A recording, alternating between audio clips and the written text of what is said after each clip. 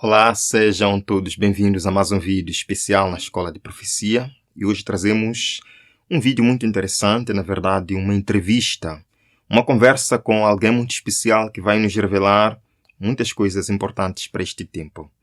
Mas antes disto, eu gostaria que você partilhasse esta apresentação. Julgo ela importante. Não irei apresentar toda. Prometo que ainda esta semana vou trazer a segunda parte desta entrevista, desta apresentação. Mas escutem muito bem o que esta senhora, esta irmã, irá falar sobre os movimentos atuais no que tens as CBDCs, moedas digitais dos bancos centrais, e como precisamos com urgência, à medida que Deus for abrindo o caminho, prepararmos-nos para o que vem pela frente, sem querer assustar, apenas para mostrar a realidade das coisas. Vamos buscar o Senhor em oração. Pai querido, muito obrigado por mais um momento nesta hora da noite, pela paz que o Senhor nos dá. Obrigado pelo amor que brota do céu, pela certeza da vida eterna em Jesus Cristo. Neste momento, Senhor, queremos buscar a sua face e pedir que o Senhor nos direcione, nos ajude a compreender os eventos atuais, para que não sejamos pegos, Senhor, desprevenidos pelas artimanhas do inimigo. Senhor, molda o nosso caráter e prepara-nos para o seu encontro em breve. Em nome de Jesus. Amém. Amém. Que Deus abençoe sua vida. Deixe o seu comentário em relação a este assunto. Compartilhe. Não se esqueça de orar pela Escola de Profecia. E deixem também vossos pedidos de oração. Estamos aqui para servir. Que Deus abençoe a todos. Vamos acompanhar. Hoje estamos abordando um dos assuntos mais comentados na economia global. As moedas digitais dos bancos centrais, os CBDCs.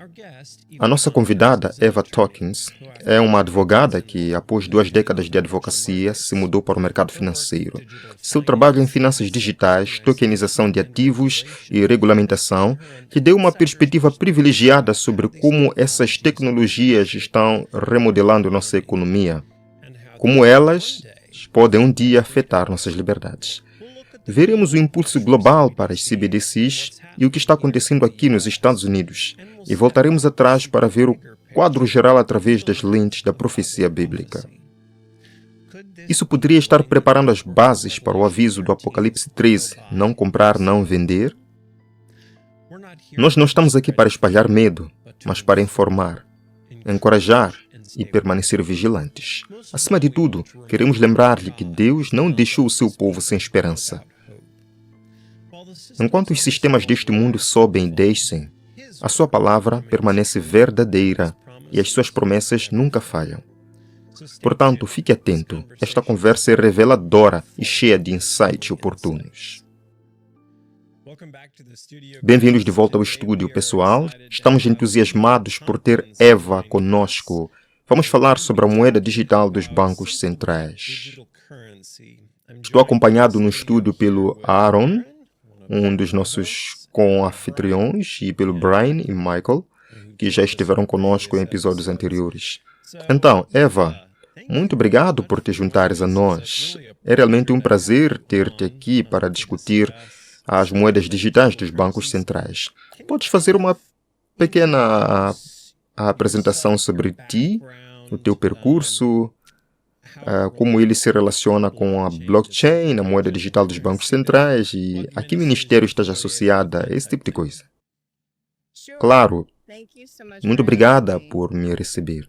O meu nome é Eva Tompkins e sou advogada. Fui admitida a exercer em Nova York em 1998 e tenho praticado lá desde então. Depois de cerca de 20 anos na área jurídica, deixei a profissão e fui para os mercados financeiros. Foi aí que realmente comecei a perceber o que os bancos centrais estão a fazer. Se eu tivesse permanecido no meu trabalho jurídico anterior, não teria ideia sobre as operações dos bancos centrais, porque simplesmente não afetam o meu trabalho. Tudo o que faz impacta os mercados, por isso estou constantemente a monitorá-los, a observar as suas ações e acompanhar os seus movimentos. E assim, fui criada adventista. Cresci adventista, mas deixei a igreja e depois voltei durante a pandemia, após estar fora durante cerca de 33 anos. Tudo por causa das profecias do Apocalipse. Quando tinha 16 anos, sentada na igreja com a minha família, não acreditava nas profecias do Apocalipse. O meu percurso era a faculdade de Direito, sabia disso desde o 7º ano, só queria ir à faculdade de Direito, estava muito familiarizada com a nossa Constituição e os nossos direitos constitucionais, particularmente os nossos direitos da primeira emenda, e valorizá-los. Não consegui ver como, nestes Estados Unidos da América, as profecias do Apocalipse poderiam tornar-se verdade. Não conseguia entender como poderiam impedi-lo de comprar ou vender, especialmente se tivéssemos dinheiro. Naquela época, quando tinha 16 anos, a minha família mal tinha cartões de débito. Sim, existiam cartões de débito e crédito, mas as pessoas ainda usavam dinheiro muito mais do que hoje em dia. Assim, afastei-me da igreja na faculdade. Voltei durante a pandemia por causa do que via acontecer com as moedas digitais dos bancos centrais. Especialmente o grande impulso em 2020 a 22. Todos os bancos centrais do mundo pareciam estar a caminhar nessa direção. Quando investiguei isso, disse: esta é a estrutura perfeita, o instrumento perfeito que Satanás usaria para impedir que você comprasse ou vendesse. Quando tinha 16 anos, não conseguia imaginar como essa profecia poderia ser cumprida. Mas com a moeda digital do Banco Central, é totalmente programável, totalmente rastreável, totalmente vigiável e totalmente apreensível. Eles poderiam literalmente programar um algoritmo para impedir que você comprasse ou vendesse o que não quisesse que você comprasse ou vendesse. Com a inteligência artificial, poderiam até micromanejar até a pessoa individual. Se você se comportasse de maneira que eles queriam, manteria os seus privilégios. Mas se fizesse coisas que o governo não queria, publicando as coisas geradas nas redes sociais, falando contra eles, ou envolvendo-se no que consideram um comportamento inadequado, poderiam, com uma única linha de código, impedir você de comprar ou vender. Você sente que eles usaram a pandemia para introduzir o quadro para isso? Sim, sim. Sim. Esse foi o grande impulso quando o Fórum Econômico Mundial disse: vamos ter um grande reinício. Eles falaram sobre o grande reinício. O livro de Schwab com o mesmo nome. Havia até um slogan no YouTube que depois foi removido que dizia: é 2030, você não possuirá nada e será feliz. Eu me lembro de ter visto isso. Eles não estavam a brincar. E não estavam a esconder isso. Isso definitivamente fez parte dessa agenda. Você pode ver todos os bancos mundiais, que representam 98% do PIB global, estão a mover-se em alguma fase em direção a uma moeda digital do Banco Central.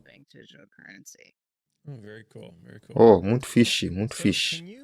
Sim, então, consegues definir para mim, porque eu sou um pouco ingênuo em tudo isto. Definitivamente não é a minha especialidade.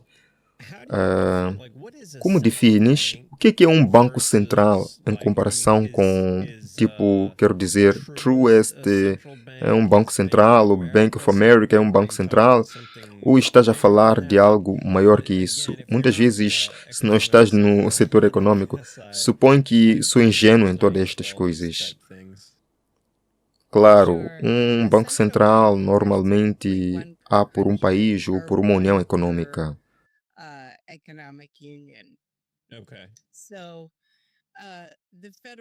O Federal Reserve é o nosso Banco Central dos Estados Unidos. Na Europa, é o Banco Central Europeu. Os países, antes da criação da União Europeia, tinham os seus próprios bancos centrais, mas desde a União Europeia, todos esses países uniram-se à União. Agora são governados por um único banco central, que é BCE, o Banco Central Europeu. A Noruega tem um banco central. O Reino Unido tem um banco central. O Banco da Inglaterra é o Banco Central do Reino Unido. O Banco do Japão é o Banco Central lá. O Banco da China é o Banco Central lá na China.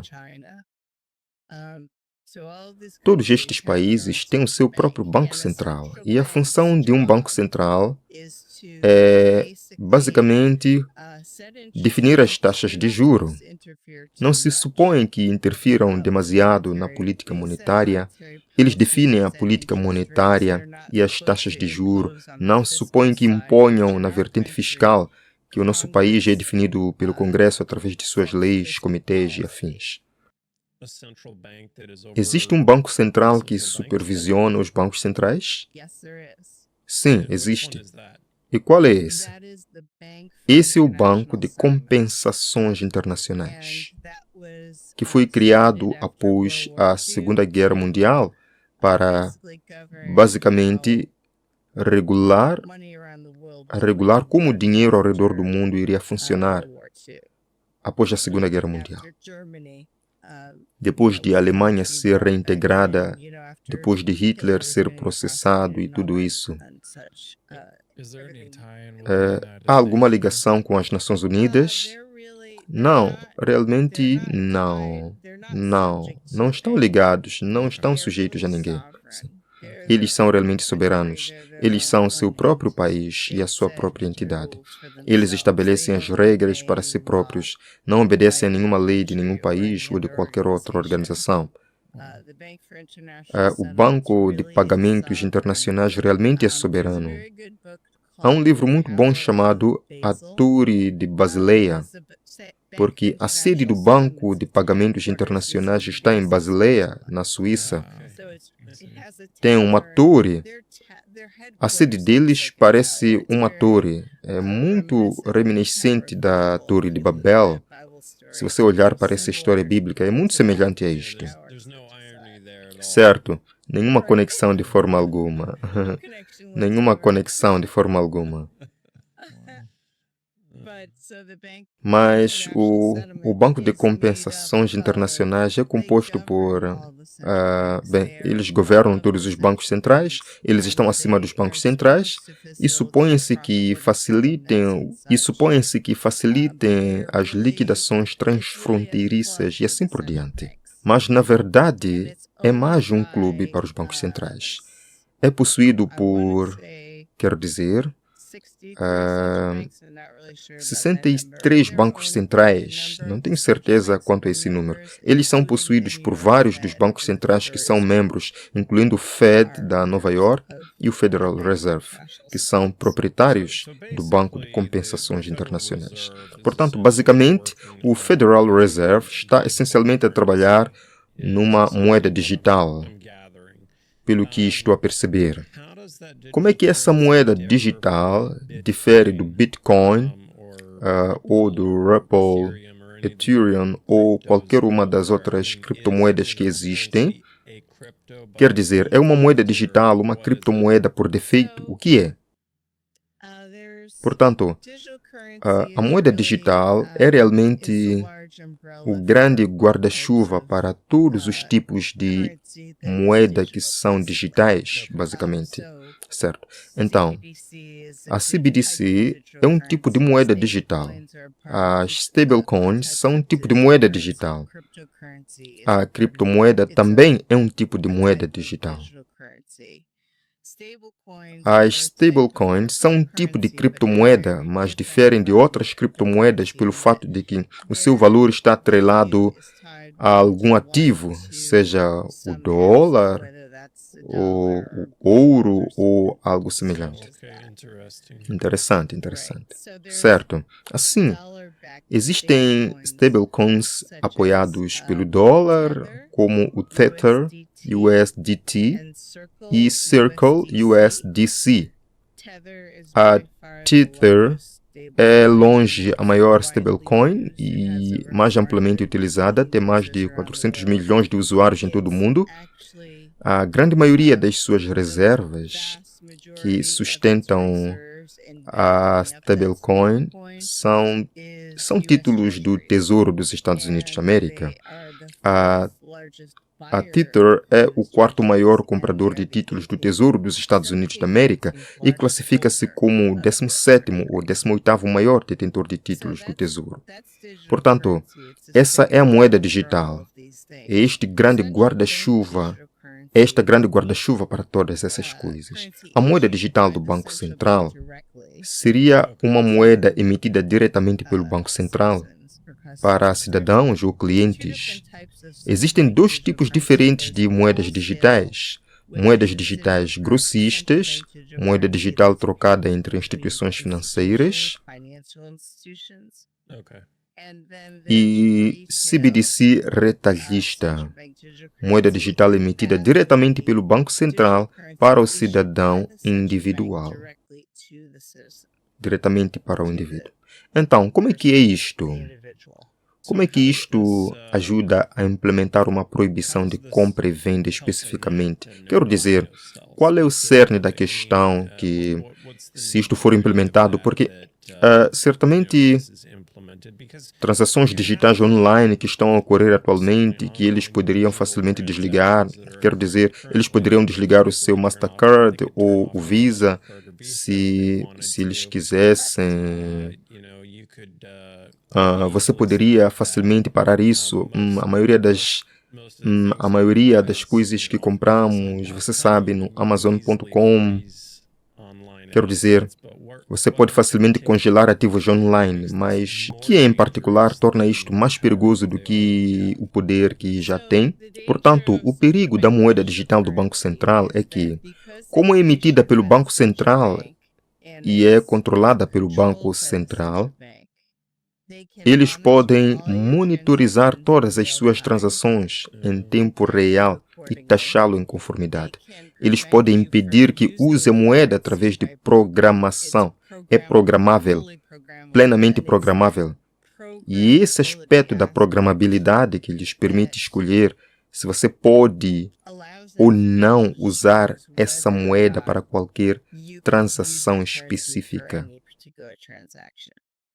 E eles podem ver as suas transações em tempo real, podem tributá-lo em conformidade, podem instituir taxas de juros negativas, que na verdade seriam uma dedução da sua conta.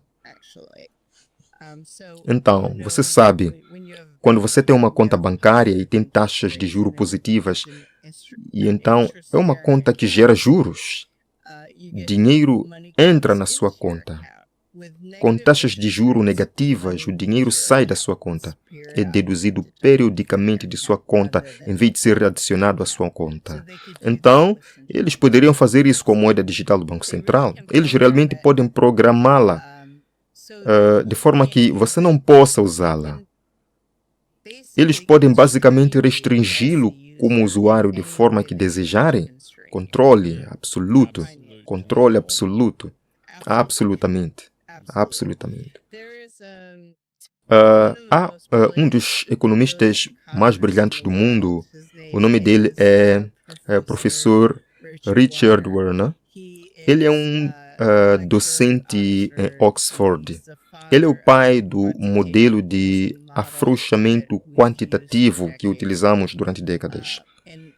e que tem sido utilizado durante décadas em todo o mundo pelos bancos centrais, não apenas pela Reserva Federal.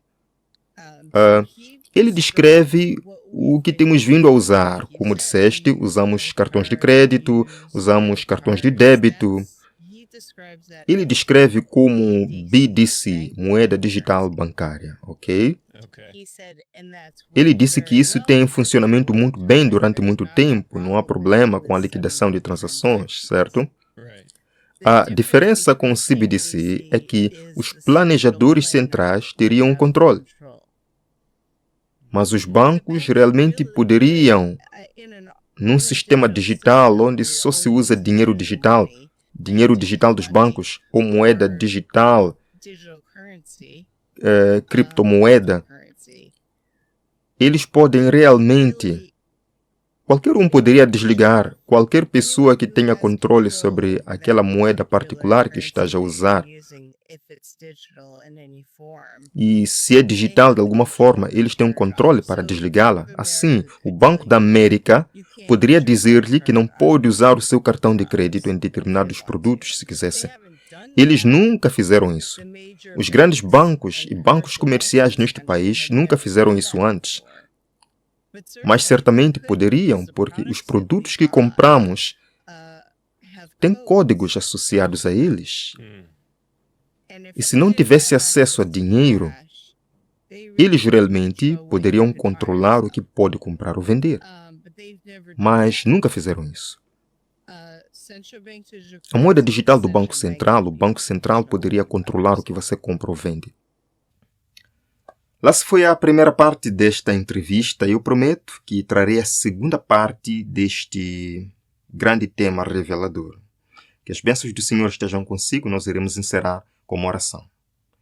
Muito obrigado, Pai, por ter estado conosco nesta noite, por ter nos ensinado e nos revelado estas coisas. Acima de tudo, Senhor, queremos agora pedir que nos ajude a tomar decisões práticas na nossa vida. O Senhor falou, nos instruiu o que fazer neste tempo. Ao vermos a confederação do mal arregimentando-se, precisamos também preparar-nos para os eventos. Guarda-nos, Senhor, na sua paz e no seu amor. Em nome de Jesus. Amém. Nos vemos amanhã para mais uma apresentação.